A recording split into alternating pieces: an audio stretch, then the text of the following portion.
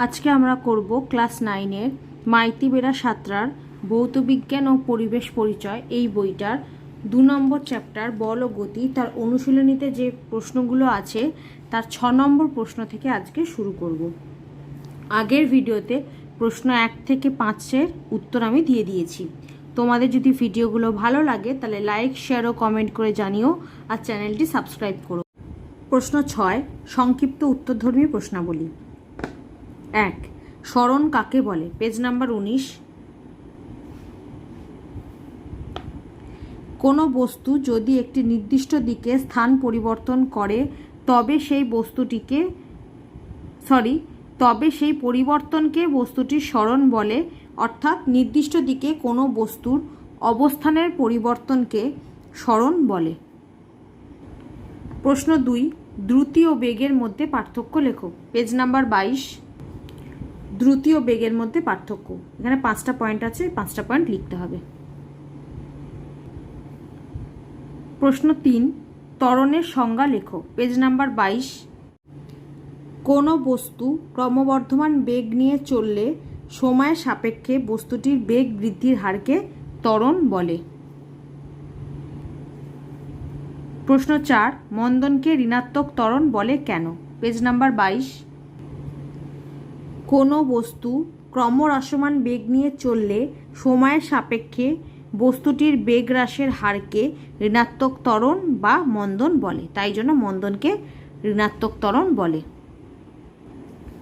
প্রশ্ন 5, ত্বরণে প্রতি সেকেন্ড কথাটি দুবার আসে কেন? Page number 23। ত্বরণের এককে প্রতি সেকেন্ড কথাটি দুবার আসার কারণ, এই পুরোটা লিখে দিতে হবে।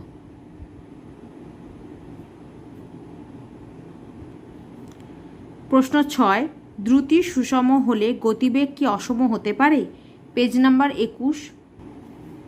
এটা লিখতে হবে, এই সমদ্রুতি সম্পন্ন কোনো বস্তু সমবেগ সম্পন্ন নাও হতে পারে, তার উত্তরটা লিখে দিতে হবে যে কোনো বস্তু বক্রপথে চললে যদি বস্তুটি সবসময় সমান সময়ের ব্যবধানে সমান দূরত্ব অতিক্রম করে তাহলে বস্তুটির দ্রুতিকে সমদ্রুতি বলা হয়, কিন্তু বক্রপথে চলার জন্য সবসময় বস্তুটির দিকের পরিবর্তন হয়, সুতরাং বস্তুটিকে সমবেগ সম্পন্ন বলা যায় না, কারণ বেগের একটি নির্দিষ্ট দিক থাকে।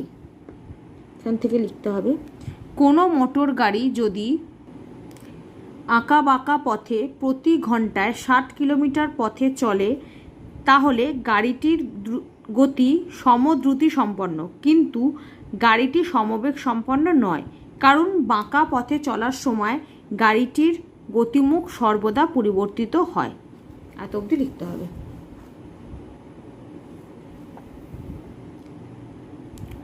প্রশ্ন 7, সরণ ও দূরত্বের মধ্যে পার্থক্য লেখো।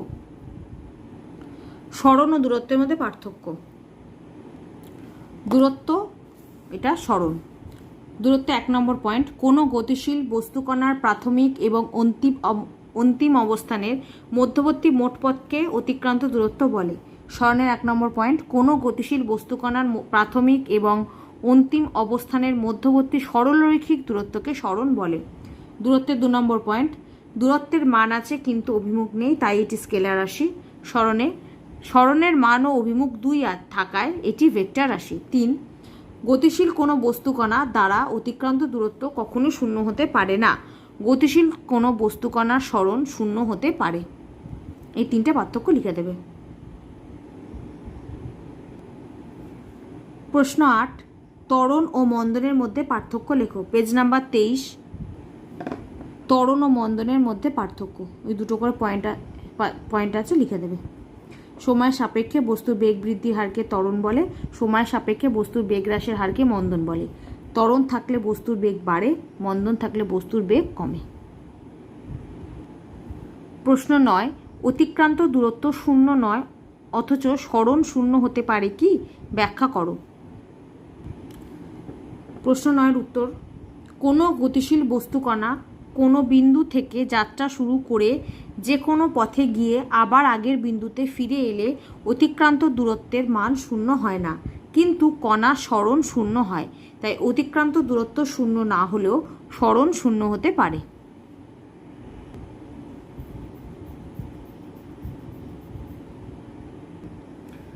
প্রশ্ন 10, স্থিতি কাকে বলে? উদাহরণ দাও। Page number 16। সময়ের সঙ্গে যে সমস্ত বস্তু অবস্থানের কোনো পরিবর্তন হয় না সেই বস্তুকে স্থির বা অচল বস্তু বলে। বস্তুর এই ধর্মকে স্থিতিশীলতা বা স্থিতি বলে। উদাহরণ: চেয়ার, টেবিল, ঘরবাড়ি, পাহাড় প্রভৃতি স্থির বস্তু এবং এদের অবস্থা হলো স্থিতি। প্রশ্ন 11, গতি বলতে কি বোঝায়? উদাহরণ দাও। Page number 16। গতি সময়ের সঙ্গে যে সমস্ত বস্তুর অবস্থানের পরিবর্তন হয় সেই সমস্ত বস্তুকে গতিশীল বা সচল বস্তু বলে। এই বস্তুর এই ধর্মকে গতিশীলতা বা গতি বলে। উদাহরণ: চলন্ত রেলগাড়ি, মোটরগাড়ি, সাইকেল, বিমান প্রভৃতির অবস্থা হলো গতি। প্রশ্ন 12, চলন ও ঘূর্ণনের মধ্যে পার্থক্য লেখো। প্রশ্ন 12, চলন ও ঘূর্ণনের মধ্যে পার্থক্য। চলন ও ঘূর্ণন, এটা চলন, এটা ঘূর্ণন। 1 নম্বর পয়েন্ট, কোনো বস্তু কণার নির্দিষ্ট অভিমুখে সরল বা বক্রপথে সম্পাদিত গতি হলো চলন গতি। আর যখন কোনো বিস্তৃত বস্তুর নিজ অক্ষ সাপেক্ষে কোনো রূপ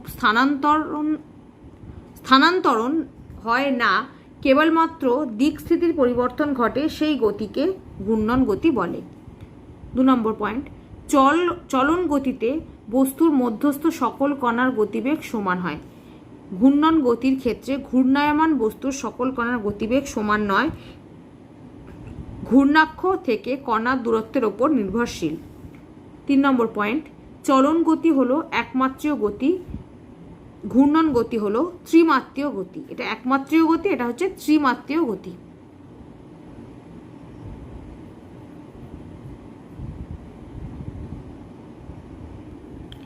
প্রশ্ন 13, ঘূর্ণন গতি ও আবর্ত গতির মধ্যে তফাৎ কি? Page number 17। এর যে আবর্তন গতির প্যারাটা আছে, মানে এখান থেকে এতটা, আর ঘূর্ণন গতির প্যারাটা, এই দুটো প্যারা লিখে দিতে হবে। আবর্তন গতিতে আমরা লিখব যখন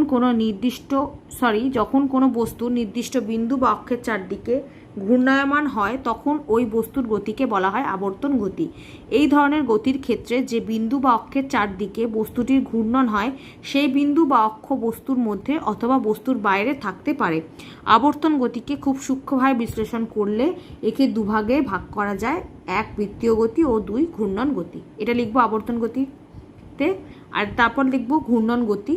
যখন কোনো বিস্তৃত বস্তুর গতি এমন হয় যে নিজের অক্ষের সাপেক্ষে বস্তুটির কোনোরূপ স্থানান্তরণ হয় না, কেবলমাত্র দিক স্থিতির পরিবর্তন ঘটে, তখন ওই বস্তুর গতিকে ঘূর্ণন গতি বলে।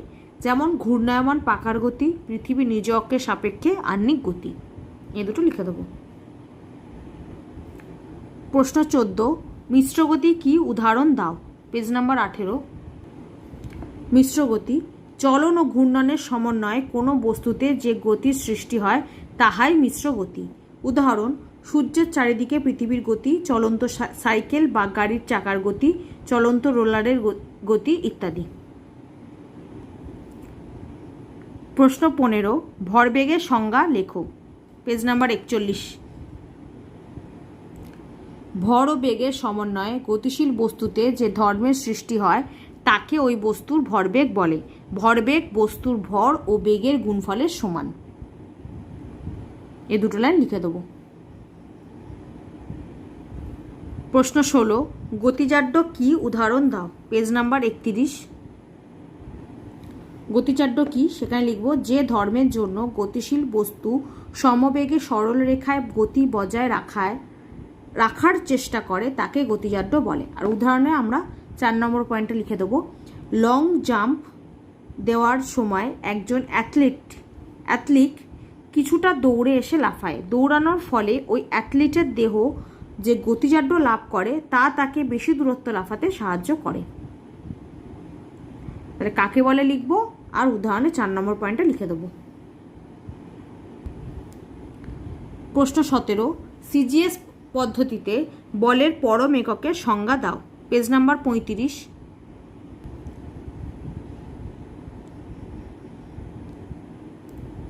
বলের পরম একক। সিজিএস পদ্ধতিতে বলের পরম একক ডাইন। যে বল 1 গ্রাম ভরের বস্তুর ওপর ক্রিয়া করে বস্তুটিতে 1 সেন্টিমিটার পার সেকেন্ড স্কোয়ার ত্বরণ সৃষ্টি করে তাকে 1 ডাইন বলে। 1 dyne equals to 1 gram into 1 centimetre per second square. আর তারপর লিখব এসআই ও বা আন্তর্জাতিক পদ্ধতিতে বলের পরম একক নিউটন। যে বল 1 কেজি ভরের বস্তুর ওপর ক্রিয়া করে বস্তুটিতে 1 মিটার পার সেকেন্ড স্কোয়ার ত্বরণ সৃষ্টি করে তাকে 1 নিউটন বলে। অর্থাৎ 1 newton equals to 1 kilogram into 1 metre per second square. এখান থেকে এতটা।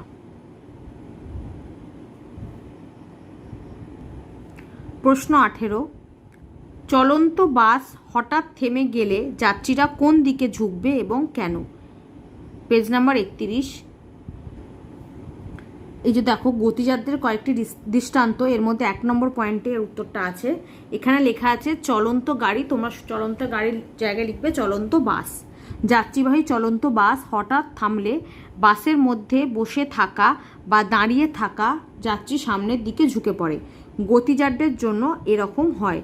গাড়ি যখন গতিশীল থাকে তখন গাড়িতে বসে থাকা বা দাঁড়িয়ে থাকা যাত্রীর সম্পূর্ণ দেহই গতিশীল থাকে।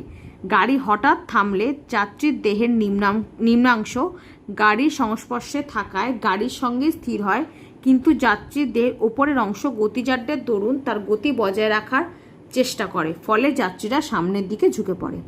এই 1 নম্বর পয়েন্টটা পুরোটা লিখে দেবো, যাত্রীবাহী থেকে ঝুঁকে পড়ে পর্যন্ত।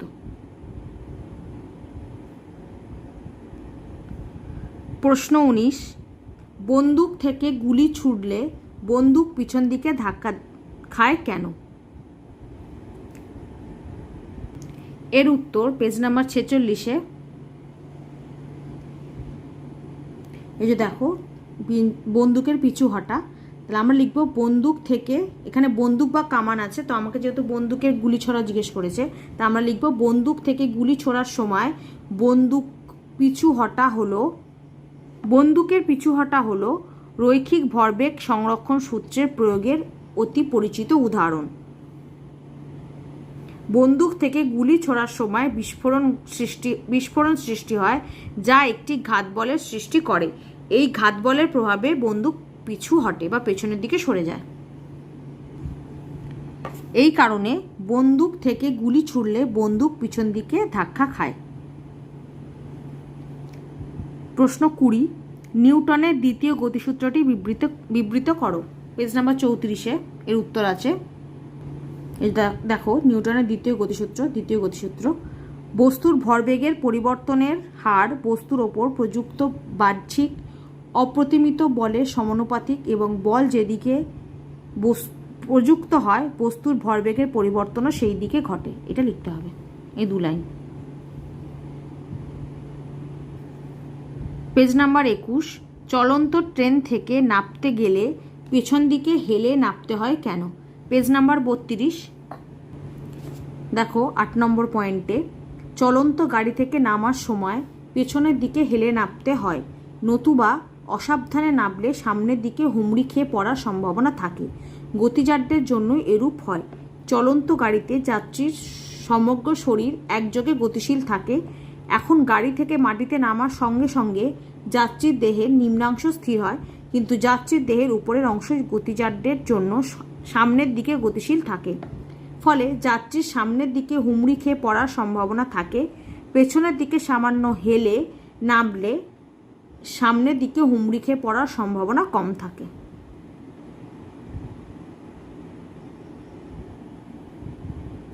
তাই চলন্ত ট্রেন থেকে নামতে গেলে পেছন দিকে হেলে নামতে হয়। প্রশ্ন 22, এসআই পদ্ধতিতে বলের অভিকর্ষীয় এককের সংজ্ঞা দাও এবং এর সঙ্গে পরম এককের সম্পর্ক লেখো। Page number 35। তাহলে বলেছে যে এসআই পদ্ধতিতে বলের অভিকর্ষীয় এককের সংজ্ঞা। তাহলে এখানে যে 2 নম্বর পয়েন্টে দেখো লেখা আছে বলের অভিকর্ষী একক, প্রথমে সিজিএস আছে, তারপর এসআই আছে, আমরা এটা লিখব। এসআই বা আন্তর্জাতিক পদ্ধতিতে বলের অভিকর্ষী একক কিলোগ্রাম ভার। 1 কিলোগ্রাম ভরের কোনো বস্তুকে পৃথিবী নিজের কেন্দ্রের দিকে যে বলে আকর্ষণ করে সেই বলকে 1 কিলোগ্রাম ভার বলে। এবার বলেছে যে অভিকর্ষী এককের সঙ্গে বলের যে পরম একক এসআই পদ্ধতিতে তার সম্পর্ক লেখো। তাহলে এসআই পদ্ধতিতে বলের অভিকর্ষী একক হচ্ছে 1 কিলোগ্রাম ভার, আর এসআই পদ্ধতিতে বলের পরম একক হচ্ছে নিউটন। তাহলে আমাকে কিলোগ্রাম ভারের সাথে নিউটনের সম্পর্ক প্রতিষ্ঠা করতে হবে। তাহলে এই যে লেখা আছে দেখো, এই পরের লাইনটা লিখে দেবো। 1 কিলোগ্রাম ভার equals to 1 KG into 981 metre per second square, মানে হচ্ছে 9.81 নিউটন। মানে 1 কিলোগ্রাম ইকুয়ালস টু 9.81 নিউটন। এটা হচ্ছে বলের এসআই পদ্ধতিতে অভিকর্ষী এককের সঙ্গে বলের এসআই পদ্ধতিতে পরম এককের সম্পর্ক। প্রশ্ন 23, বায়ুশূন্য স্থানে পায়রা উঠতে পারে না কেন?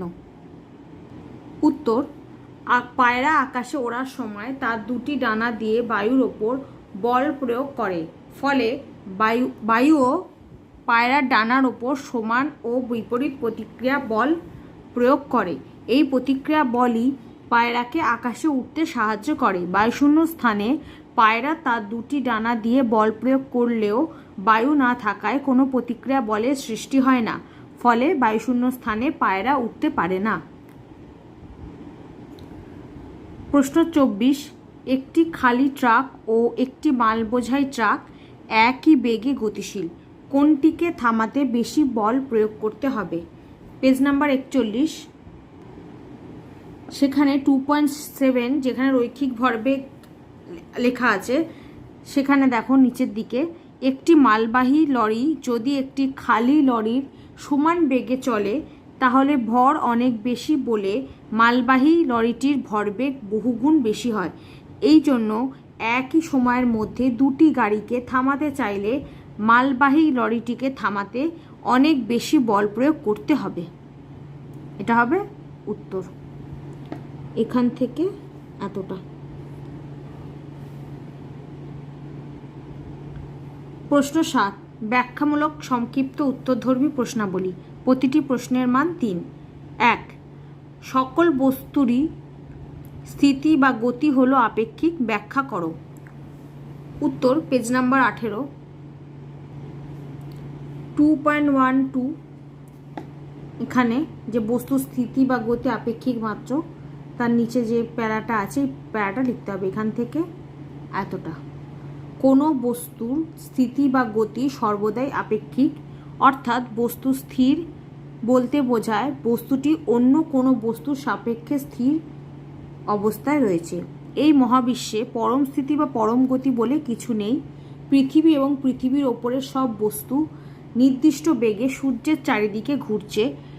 পৃথিবীর বাইরের কোনো স্থির অবস্থান থেকে দেখা সম্ভব হলে দেখা যাবে যে পৃথিবীর সঙ্গে ওর ওপরে থাকা সব বস্তুই গতিশীল। যেমন চাঁদ থেকে পৃথিবী নিরীক্ষণ করলে চাঁদকে স্থির আর পৃথিবীকে গতিশীল দেখা যায়। তা আসলে মহাবিশ্বে সব বস্তুই গতিশীল। মহাবিশ্বে পরম স্থির বস্তু নেই, অর্থাৎ এই মহাবিশ্বে পরম স্থিতি বা পরম গতি বলে কিছু নেই। সুতরাং বলা যায় যে সব বস্তুর স্থিতি বা গতি সবসময় আপেক্ষিক। এতটা লিখতে হবে, এখান থেকে এতটা। প্রশ্ন 2, বস্তুর গতিকে কিভাবে গাণিতিকভাবে প্রকাশ করবে? পেজ নাম্বার 19, 2.1.3 এখানে দেখো হেডিং দেওয়া আছে, বস্তুর গতিকে গাণিতিক আকারে প্রকাশ করার পদ্ধতি। এই পুরোটা লিখতে হবে আমাদের, ধরা যাক থেকে শুরু করে প্রকাশ করা যায় পর্যন্ত। এই ছকটাও করতে হবে, এই ছবিটাও আঁকতে হবে, লেখাগুলো লিখতে হবে, পুরোটা এখান থেকে এত অবধি। প্রশ্ন 3, সরণ কাকে বলে, কিভাবে সরণ পরিমাপ করা হয়? পেজ নাম্বার 19, সেখানে লেখা আছে সরণ কাকে বলে। কোনো বস্তু যদি একটি নির্দিষ্ট দিকে স্থান পরিবর্তন করে তবে সেই পরিবর্তনকে বস্তুটির সরণ বলে। অর্থাৎ নির্দিষ্ট দিকে কোনো বস্তুর অবস্থানের পরিবর্তনকে সরণ বলে। আর সরণের পরিমাপ করব কিভাবে, তার উত্তর পেজ নাম্বার 20। দেখো প্রথমেই আছে সরণের পরিমাপ, সেটা এখান থেকে এত অবধি লিখতে হবে। বস্তুর প্রাথমিক থেকে শুরু করে অভিমুখ বোঝানো হয় এতটা পর্যন্ত। বস্তুর প্রাথমিক ও অন্তিম অবস্থান একটি সরলরেখা দিয়ে যোগ করলে যে রৈখিক দূরত্ব পাওয়া যায় তাই হলো সরণের মান। ওই সরলরেখা বরাবর বস্তুর প্রথম অবস্থান থেকে অন্তিম অবস্থানের দিক হলো সরণের অভিমুখ। ওই সরলরেখার ওপর তীর চিহ্ন এঁকে সরণের অভিমুখ বোঝানো হয়। এইভাবেই আমরা সরণের পরিমাপ করি। প্রশ্ন 4, গড় দ্রুতি কাকে বলে? গড় দ্রুতি জানার প্রয়োজন হয় কেন? Page number 21। গড় দ্রুতি কাকে বলে? এটা হবে বস্তুর অসম দ্রুতির ক্ষেত্রে গড় দ্রুতি ইকুয়ালস টু অতিক্রান্ত দূরত্ব বাই মোট সময়। অতিক্রান্ত দূরত্বকে মোট সময় দিয়ে ভাগ করলে যেটা পাওয়া যায় তাকেই গড় দ্রুতি বলে। এবার বলেছে গড় দ্রুতির প্রয়োজন হয় কেন, সেটা হচ্ছে এখান থেকে লিখতে হবে বস্তু দ্রুতি অসম হলে গড় দ্রুতি নির্ণয় করতে হয়। তাহলে গড় দ্রুতি নির্ণয় করতে হয় কেন? বস্তুর দ্রুতি অসম হলে গড় দ্রুতি নির্ণয় করতে হয়। তারপর উদাহরণটাও লিখে দেবে। ধরা যাক একটি ট্রেন 100 কিলোমিটার দূরবর্তী একটি স্টেশনে যেতে প্রথম 40 কিলোমিটার পথ 1 ঘন্টায়, পরবর্তী 30 কিলোমিটার পথ হাফ ঘন্টায় মানে 0.5 ঘন্টায় এবং বা অর্ধেক ঘন্টায়, এবং শেষ 30 কিলোমিটার পথ 1 ঘন্টায় অতিক্রম করে। সুতরাং ট্রেনটির গড় দ্রুতি প্রথমে হচ্ছে মোট অতিক্রান্ত দূরত্ব, তাহলে প্রথমে হচ্ছিল 40, তারপর 30, তারপর 30, 40 + 30 + 30, আর সময় প্রথমে 1 ঘন্টা, তারপর অর্ধেক হাফ ঘন্টা বা হাফ আওয়ার, তার প্লাস 1 ঘন্টা, সেটা হবে 40 কিলোমিটার পার আওয়ার। এই পুরোটা লিখে দেবে। গড় দ্রুতি কাকে বলে আর গড় দ্রুতি পরিমাপ করতে হয় কেন? প্রশ্ন 5, কোনো বস্তুর বেগ 0 হলেও ত্বরণ থাকতে পারে? একটি উদাহরণ দাও। Page number 22। কোনো মুহূর্তে বস্তুর বেগ 0 হলেও ত্বরণ থাকতে পারে, এটা লিখতে হবে এখান থেকে। সচল বস্তুর গতিবেগের কোনো অবস্থানে বস্তুর বেগ 0 হতে পারে, কিন্তু ওই মুহূর্তে ত্বরণ থাকতে পারে। যেমন কোনো বস্তুকে ওপরের দিকে ছুড়লে বস্তুটির বেগ ক্রমশ কমতে থাকে। বস্তুটি সর্বোচ্চ অবস্থানে মুহূর্তের জন্য স্থির হয় এবং ফলে এর বেগ 0 হয়, কিন্তু ওই সময়েও বস্তুটির ত্বরণ থাকে। এই ত্বরণ হলো অভিকর্ষজ ত্বরণ। তাহলে এই পুরোটা আমাদের লিখে দিতে হবে। এখানে উদাহরণ দিয়েও বুঝিয়ে দেওয়া আছে, এইটা লিখলে হবে। প্রশ্ন 6, সমদ্রুতি কাকে বলে? সমদ্রুতি সম্পন্ন বস্তু সমবেগ সম্পন্ন নাও হতে পারে, ব্যাখ্যা করো। Page number 21। প্রথমে বলেছে সমদ্রুতি কাকে বলে, সেটা লিখবো এখান থেকে। যদি কোনো বস্তু সমান সময়ের ব্যবধানে সবসময় সমান দূরত্ব অতিক্রম করে তবে বস্তুটির দ্রুতিকে সমদ্রুতি বলে।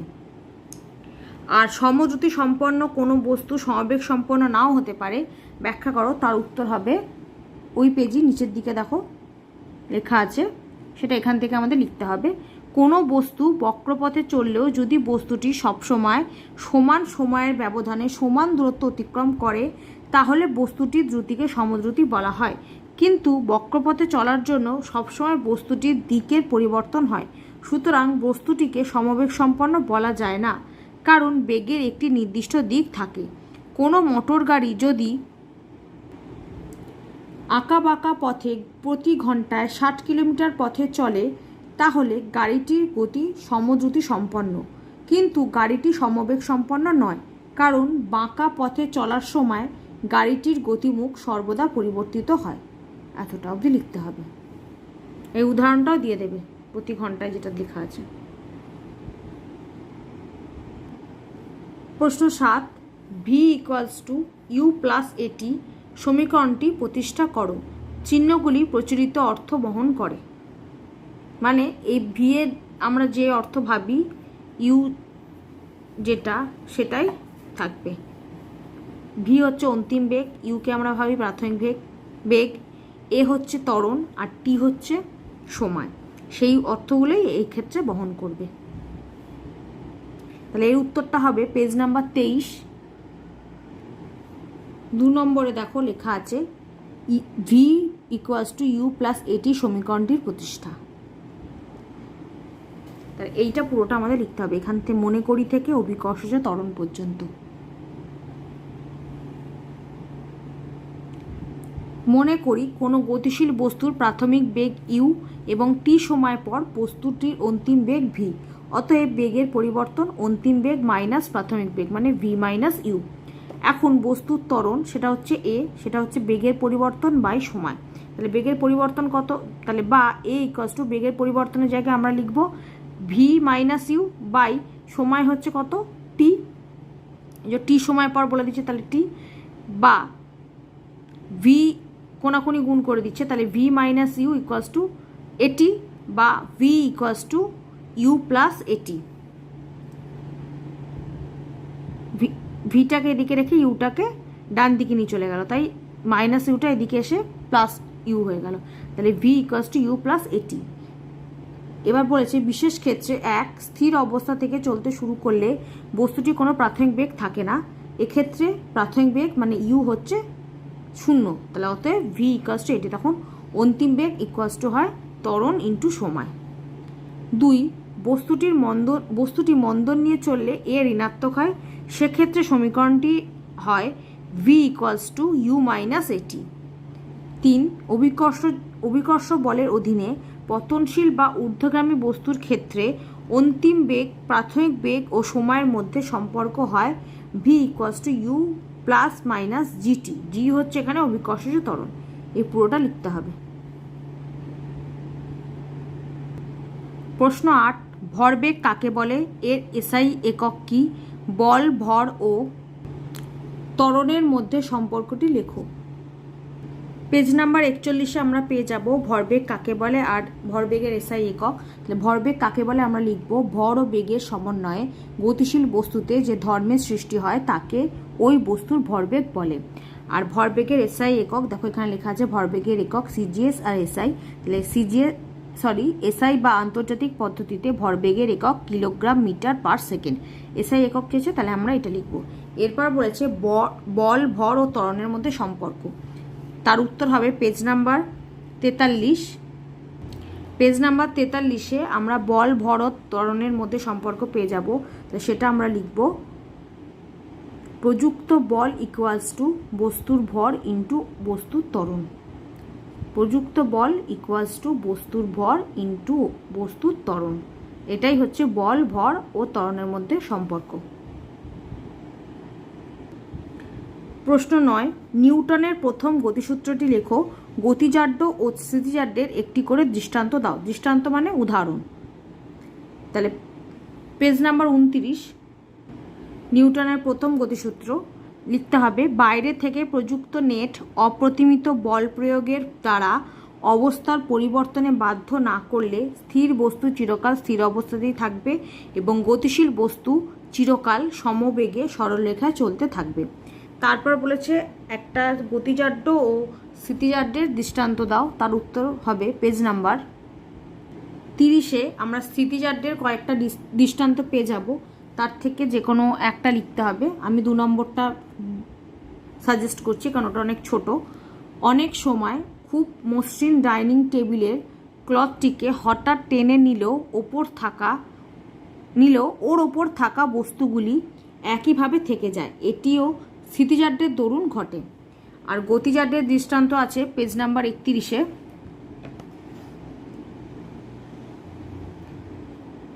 পেজ নাম্বার 31-এ দেখো অনেকগুলি গতিজাড্যের দৃষ্টান্ত আছে, তার মধ্যে থেকে 4 নম্বরটা লিখে দেবে। লং জাম্প দেওয়ার সময় একজন অ্যাথলিট কিছুটা দৌড়ে এসে লাফায়। দৌড়ানোর ফলে ওই অ্যাথলিটের দেহ যে গতিজাড্য লাভ করে তা তাকে বেশি দূরত্ব লাফাতে সাহায্য করে। তাহলে একটা স্থিতিজাড্যের দৃষ্টান্ত আর একটা গতিজাড্যের দৃষ্টান্ত।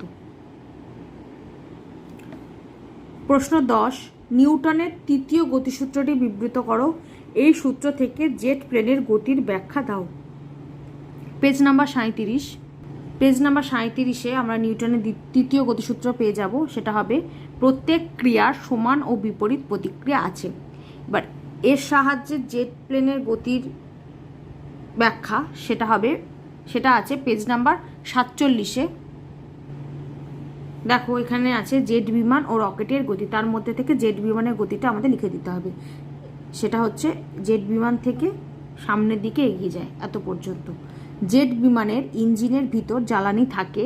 বিমানটি চলতে শুরু করার সময় বিমানের সামনের ছিদ্রপথে বাতাস সবেগে জ্বালানির সঙ্গে মিশে উচ্চ চাপে দহন কার্য চালায় এবং উৎপন্ন গ্যাস বিমানের পেছন দিককার একটি সরু নলের মধ্য দিয়ে প্রচণ্ড বেগে নির্গত হয়। ওই নিষ্ক্রান্ত গ্যাসই বিপরীতমুখী প্রতিক্রিয়া বলের উদ্ভব করে, ফলে জেট বিমান প্রচণ্ড বেগে সামনের দিকে এগিয়ে যায়। এটা হবে অ্যান্সার। প্রশ্ন 11, ক্রিয়া ও প্রতিক্রিয়া বলতে কি বোঝো? ক্রিয়া ও প্রতিক্রিয়া কি একই বস্তুর ওপর প্রযুক্ত হয়? এর উত্তর আছে পেজ নাম্বার 37। প্রথমে বলেছে ক্রিয়া প্রতিক্রিয়া কাকে বলে, সেটা লিখব। প্রথম বস্তুর দ্বারা দ্বিতীয় বস্তুর ওপর প্রযুক্ত বলকে যদি ক্রিয়া বলা হয়, তবে দ্বিতীয় বস্তু দ্বারা প্রথম বস্তুর ওপর প্রযুক্ত বলকে প্রতিক্রিয়া বলে। আর বলেছে ক্রিয়া ও প্রতিক্রিয়া বলকে একই বস্তুর ওপর প্রযুক্ত হয়, তার উত্তর হবে, দেখো এখানে 3 নম্বর পয়েন্ট আছে যে না, ক্রিয়া ও প্রতিক্রিয়া বল একই বস্তুর ওপর প্রযুক্ত হয় না। এই যে ক্রিয়া এবং প্রতিক্রিয়া বল দুটি ভিন্ন বস্তুর ওপর প্রযুক্ত হয়, অর্থাৎ বল দুটির প্রয়োগ বিন্দু আলাদা। এই জন্য ক্রিয়া প্রতিক্রিয়া বল সমান ও বিপরীতমুখী হলেও বল দুটি কখনো সাম্য প্রতিষ্ঠা করতে পারে না, কারণ সাম্য প্রতিষ্ঠার জন্য দুটি সমান এবং বিপরীতমুখী বল একই বিন্দুতে প্রযুক্ত হওয়া প্রয়োজন। তাই ক্রিয়া ও প্রতিক্রিয়া বল একই বস্তুর ওপর প্রযুক্ত হয় না, দুটি ভিন্ন বস্তুর ওপর প্রযুক্ত হয়। প্রথমে এটা আগে লিখে নেবে, ক্রিয়া এবং প্রতিক্রিয়া বল এখান থেকে এতটা, তারপর আমি যেটা বললাম যে না, ক্রিয়া ও প্রতিক্রিয়া বল একই বস্তুর ওপর প্রযুক্ত হয় না, দুটি ভিন্ন বস্তুর ওপর প্রযুক্ত হয়। প্রশ্ন 12, বলের পরিমাপ সংক্রান্ত নিউটনের গতিসূত্রটি লেখো। বলের পরিমাপ সংক্রান্ত নিউটনের গতিসূত্র বলতে এটাকে দ্বিতীয় গতিসূত্র বুঝিয়েছে, নিউটনের দ্বিতীয় গতিসূত্রটা লিখতে হবে। আর সিজিএস পদ্ধতিতে বলের পরম এককের সংজ্ঞা দাও। পেজ নাম্বার 34-এ আমরা নিউটনের দ্বিতীয় গতিসূত্র পেয়ে যাব। নিউটনের দ্বিতীয় গতিসূত্র, বস্তুর ভরবেগের পরিবর্তনের হার বস্তুর ওপর প্রযুক্ত বাহ্যিক অপ্রতিমিত বলের সমানুপাতিক এবং বল যেদিকে প্রযুক্ত হয় বস্তুর ভরবেগের পরিবর্তনও সেই দিকে ঘটে। তারপর বলেছে সিজিএস পদ্ধতিতে বলের পরম এককের সংজ্ঞা দাও। পেজ নাম্বার 35-এ দেখো বলের পরম একক লেখা আছে, প্রথমেই আছে সিজিএস, তাহলে আমাকে এটা লিখতে হবে। সিজিএস পদ্ধতিতে বলের পরম একক ডাইন। আর যে বল 1 কেজি ভরের বস্তুর ওপর ক্রিয়া করে বস্তুটিতে 1 সেন্টিমিটার পার সেকেন্ড স্কোয়ার ত্বরণ সৃষ্টি করে তাকে 1 ডাইন বলে। 1 dyne equals to 1 gram into 1 centimetre per second square. এতটা অবধি লিখব। এখান থেকে সিজিএস পদ্ধতিতে শুরু করে 1 সেন্টিমিটার পার সেকেন্ড স্কোয়ার এত অবধি লিখে দেবো। সিজিএস পদ্ধতিতে বলের পরম এককের সংজ্ঞা। 13, F equals two M A সমীকরণটি প্রতিষ্ঠা করো। Page number 34। দ্বিতীয় গতিসূত্র তার সেই যে প্যারাটা আছে, এই প্যারাটা তার নিচের দিকে দেখো, এই যে আমরা এখান থেকে লিখতে হবে আমাদের পরের পেজে, এটা হচ্ছে পেজ নাম্বার 34-এ আছে, আর তার পরের পেজের 35-এর গাণিতিক রূপ এত অবধি লিখতে হবে। এখান থেকে লিখতে হবে, আমরা যদি ভিন্ন ভরের দুটি ফুটবলে সমপরিমাণ ত্বরণ সৃষ্টি করতে চাই, তবে দেখা যায় যে ভারী বলটিতে হালকা বলের তুলনায় বেশি বল প্রয়োগ করতে হয়, অর্থাৎ প্রযুক্ত বল বস্তুর ভরের সমানুপাতিক। অতএব এফ সমানুপাতিক এম, এই চিহ্নটা হচ্ছে সমানুপাতিকের চিহ্ন। সুতরাং ভর ধ্রুবক থাকলে এফ সমানুপাতি এ, এটা হচ্ছে 1 নম্বর সমীকরণ, এবং ত্বরণ ধ্রুবক থাকলে এফ সমানুপাতি এম, এটা হচ্ছে 2 নম্বর সমীকরণ। সমীকরণ দুটিকে একত্রিত করলে দেখা যায় এফ সমানুপাতি এম এ, বা F equals to K M A. এটা 3 নম্বর, যেখানে কে হলো একটি সমানুপাতিক ধ্রুবক, কে হচ্ছে এখানে ধ্রুবক। এখন বলের একক এমনভাবে পছন্দ করা হয় যে একক ভরের বস্তুর ত্বরণ একক হলে কে ইকুয়ালস টু 1 হয়, কে ইকুয়ালস টু 1 হয়। অর্থাৎ একক বল হলো এমন বল যা একক ভরের বস্তুর ওপর ক্রিয়া করে বস্তুতে একক ত্বরণ উৎপন্ন করে। সুতরাং একক বলের ধারণা অনুযায়ী 3 নম্বর সমীকরণটিকে লেখা যায় F equals two M A. এটা হচ্ছে 4 নম্বর সমীকরণ। অর্থাৎ প্রযুক্ত বল ইকুয়ালস টু বস্তুর ভর ইকুয়ালস টু বস্তুর ত্বরণ। এইটি নিউটনের দ্বিতীয় গতিসূত্রের গাণিতিক রূপ। এটাই হচ্ছে F equals two M A সমীকরণের প্রতিষ্ঠা। প্রশ্ন 14 থেকে প্রশ্ন 24, এই 11টা প্রশ্ন হচ্ছে অঙ্কের প্রশ্ন। তার ভিডিও আমি আলাদা করে দিয়েছি, তার লিঙ্ক আমি এই ভিডিও ডেসক্রিপশন বক্সে দিয়ে দেবো। প্রশ্ন 25, রৈখিক ভরবেগ কি? ভরবেগের সংরক্ষণ সূত্রটি বিবৃত করো এবং উদাহরণ সহযোগে ব্যাখ্যা করো। রৈখিক ভরবেগ কি? তার উত্তর আছে পেজ নাম্বার 41। ভর ও বেগের সমন্বয়ে গতিশীল বস্তুতে যে ধর্মের সৃষ্টি হয় তাকে ওই বস্তুর ভরবেগ বলে। এটা হবে রৈখিক ভরবেগ কি, তার উত্তর।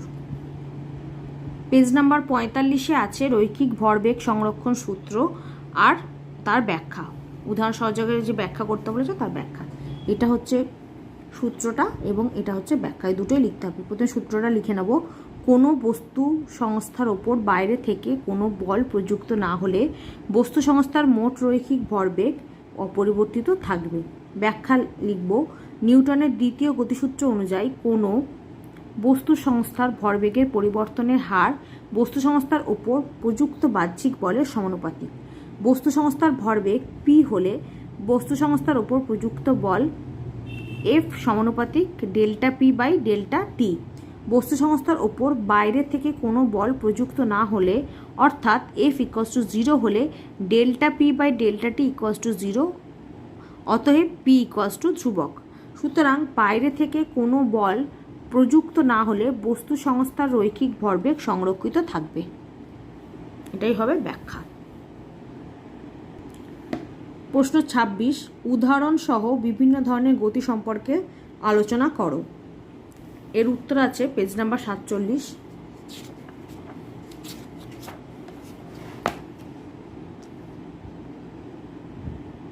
এখানে দেখো জেট বিমান ও রকেটের গতি আর হোস পাইপের মধ্যে দিয়ে জলের গতি, এই 3টে গতি আমরা লিখে দেব। একটা জেট বিমানের গতি, একটা রকেটের গতি, আরেকটা হচ্ছে হোস পাইপের গতি। জেট বিমানের ইঞ্জিনের ভেতর জ্বালানি থাকে। বিমানটি চলতে শুরু করার সময় বিমানের সামনের ছিদ্রপথে বাতাস সবেগে জ্বালানির সঙ্গে মিশে উচ্চ চাপে দহন কার্য চালায় এবং উৎপন্ন গ্যাস বিমানের পেছন দিককার একটি সরু নলের মধ্য দিয়ে প্রচণ্ড বেগে নির্গত হয়। এই নিষ্ক্রান্ত গ্যাসই বিপরীতমুখী প্রতিক্রিয়া বলের উদ্ভব করে, ফলে জেট বিমান প্রচণ্ড বেগে সামনের দিকে এগিয়ে যায়।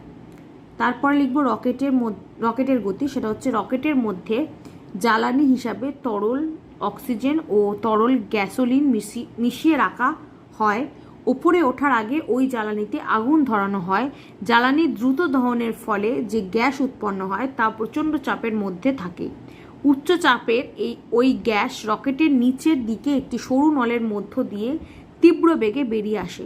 এর ফলে বিপরীতমুখী এক প্রচণ্ড প্রতিক্রিয়া বলের সৃষ্টি হয়। রৈখিক ভরবেগের পরিবর্তনের কারণেই এই বলের সৃষ্টি হয়। এই প্রতিক্রিয়া বলই রকেটকে মহাকাশে পৌঁছে দেয়। আরেকটা আমরা লিখব হোস পাইপের মধ্যে দিয়ে জলের গতি। হোস পাইপের মধ্য দিয়ে জল তীব্র বেগে গতিশীল হলে রৈখিক ভরবেগের সংরক্ষণের কারণে জল পাইপে বিপরীত দিকে বল প্রয়োগ করে, তাই হোস পাইপটিকে ধরে রাখা কঠিন হয়। এই 3টে গতি আমরা লিখে দেব। প্রশ্ন 27টা অঙ্কের প্রশ্ন, তার লিঙ্ক আমি এই ভিডিও ডেসক্রিপশন বক্সে দিয়ে দেবো। প্রশ্ন 28, একটি পরীক্ষার সাহায্যে প্রমাণ করো যে ক্রিয়া ও প্রতিক্রিয়া সমান ও বিপরীতমুখী। Page number 38। অ্যাক্টিভিটিতে দেখো দেওয়া আছে ক্রিয়া ও প্রতিক্রিয়া সমান ও বিপরীতমুখী দেখানোর পরীক্ষা। এই পরীক্ষাটাই লিখতে হবে, এই ছবি দুটো আঁকতে হবে, এই পরীক্ষাটা লিখতে হবে। এখান থেকে শুরু করে এই দুটি স্প্রিং তোলা নিয়ে এখান থেকে শুরু করে প্রতিক্রিয়া সমান ও বিপরীতমুখী এত অবধি লিখতে হবে, এখান থেকে এতটা। প্রশ্ন 29, 30, 31 এই তিনটেও অঙ্কের প্রশ্ন, তার লিঙ্কও আমি দিয়ে দেবো। প্রশ্ন 32, নিউটনের দ্বিতীয় গতিসূত্রটি বিবৃত করো। এই সূত্র থেকে নিউটনের প্রথম গতিসূত্রটি ব্যাখ্যা করো। পেজ নাম্বার 35 আর 34-এ এই উত্তর দুটো পেয়ে যাব। প্রথমে আমরা পেজ নাম্বার 34 থেকে নিউটনের দ্বিতীয় গতিসূত্রটা লিখে নেব। দ্বিতীয় গতিসূত্র, বস্তুর ভরবেগের পরিবর্তনের হার বস্তুর ওপর প্রযুক্ত বাহ্যিক অপরিমিত বলের সমানুপাতিক এবং বল যেদিকে প্রযুক্ত হয় বস্তুর ভরবেগের পরিবর্তনও সেদিকে ঘটে। আর তারপর দিয়েছে নিউটনের দ্বিতীয় গতিসূত্র থেকে প্রথম গতিসূত্রের ধারণা, তার উত্তর আছে পেজ নাম্বার 35-এ। দেখো হেডিংই দেওয়া আছে, নিউটনের দ্বিতীয় গতিসূত্র থেকে প্রথম গতিসূত্রের ধারণা। এই পুরোটা আমাদের লিখে দিতে হবে। নিউটনের দ্বিতীয় গতিসূত্র অনুসারে F=ma বা F=m ইন্টু এর জায়গায় লিখেছে v-u/t, ত্বরণের ফর্মুলাটা। এ হচ্ছে ত্বরণ, সেখানে ত্বরণের ফর্মুলাটা লিখেছে, যেখানে F প্রযুক্ত বল, m বস্তুর ভর, u বস্তুর প্রাথমিক বেগ, v=t সময় পরে বস্তুর বেগ, v হচ্ছে অন্তিম বেগ যেটা t সময় পরে। এখন F=0 হলে v-u/t=0 হবে, কারণ m=0, অতএব v-u=0 বা v=u। সেক্ষেত্রে অন্তিম বেগ আর প্রাথমিক বেগ একই হবে। এই যে, সুতরাং বলের মান 0 হলে, যদি বলের মান 0 হয় তখন বস্তুটির প্রাথমিক বেগ ও অন্তিম বেগ একই হবে।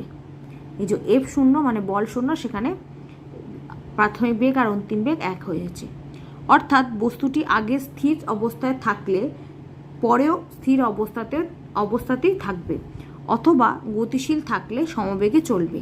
অতএব বলা যায় যে বাইরে থেকে বল প্রয়োগ না করলে স্থির বস্তু চিরকাল স্থির থাকবে এবং গতিশীল বস্তু চিরকাল সমবেগে চলতে থাকবে। এটি নিউটনের প্রথম গতিসূত্র। এইভাবেই দ্বিতীয় গতিসূত্র থেকে প্রথম গতিসূত্র পাওয়া যায়। পুরোটা লিখে দিতে হবে, এখান থেকে এতটা।